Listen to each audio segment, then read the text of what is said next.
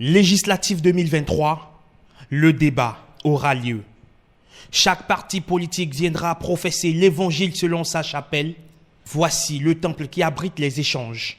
Un décor conçu et agencé par la direction artistique de la télévision nationale. Des pupitres brandés aux couleurs du drapeau tricolore, mais ce n'est pas tout.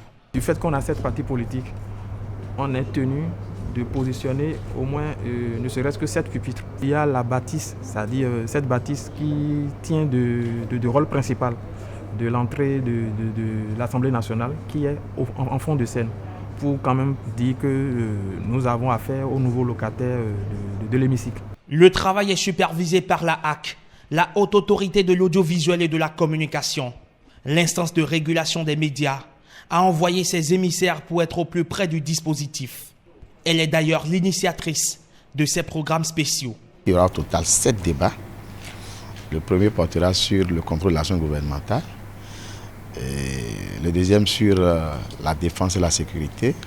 Le troisième sur l'éducation, par exemple, ainsi de suite.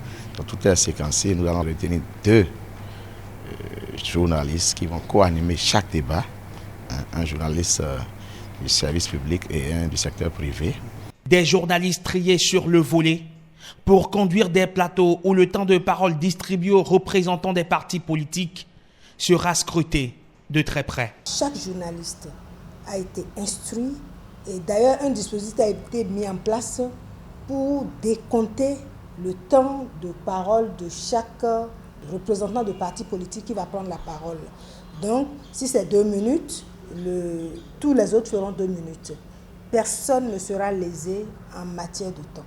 7 partis politiques pour tenter de convaincre les électeurs à qui ils vont s'adresser sur les antennes de la télévision nationale. Tout est calme ici, c'est un silence absolu qui règne à présent. Le calme avant la tempête, il est annoncé un affrontement des idées.